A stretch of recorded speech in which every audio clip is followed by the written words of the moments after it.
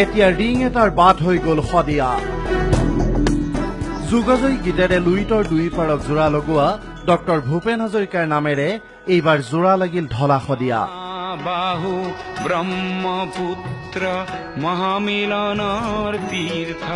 শ্ৰীকৃষ্ণৰ ইতিহাস বিজড়িত কুন্দিল নগৰ স্বাধীনতাৰ ৭টা দশকৰ পিছতো আছিল এক প্ৰকাৰ কলীয়া পানী।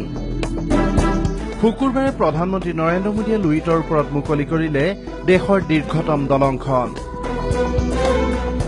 ডিব্ৰুগড়ৰ পৰা হেলিকপ্টাৰে ঢলালৈ গৈ পোনে পোনে সেই সেতুৰ কাষ পালেগৈ মোদী। ফিতা কাটি সেই ঐতিহাসিক মুহূৰ্তৰ সূচনা কৰি দেশবাসীক উপহাৰ দিলে ঢলা শদিয়াৰ ঐতিহাসিক সংযোগ। লুইতৰ দুইটা পাৰ নহয় এই সংযোগ অসম অৰুণাচলক সামৰি উত্তৰ পূৰ্বাঞ্চলৰ এক হৃদয়ৰ সংযোগ। ফিতা কাটি মুহূৰ্তৰ বাবেও ৰোৱাৰ যেন সময় নাই মোদীৰ। দীঘলীয়া কনভয়েৰে ঢলা শদিয়া দলঙৰ ওপৰলৈ ৰাওনা হল তেওঁ। দলঙৰ ওপৰত কনভয় ৰখাই দীঘল দলংখনৰ ওপৰেদি পদব্ৰজে তেওঁ আগবাঢ়ি গল। কাষত আৰু কোনো নাই, কেমেৰাৰ ফ্ৰেমত আন একো ধৰা পৰা নাই। শুভ্ৰ পোছাক পিন্ধি গুৰু গম্ভীৰ খোজেৰে মোদী বহুদূৰ আগুৱাই গল শদিয়াৰ দিশে, যেন সিপাৰে গৈ কৈ থৈ আহিব এই ঐতিহাসিক সংযোগৰ কথা। তাৰ পিছত তেওঁ আগবাঢ়িল দলংখনৰ ৰেলিঙৰ দিশে।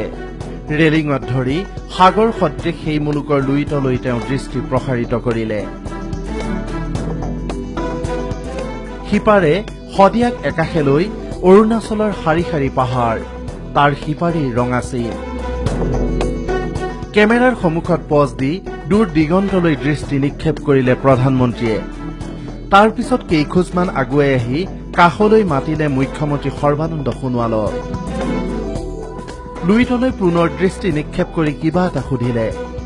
তাৰ পিছত আগুৱাই আহিল ৰাজ্যপাল বানোৱাৰীলাল পুৰোহিত আৰু কেন্দ্ৰীয় পথ পৰিবহণ মন্ত্ৰী নীতিন গাডকাৰী।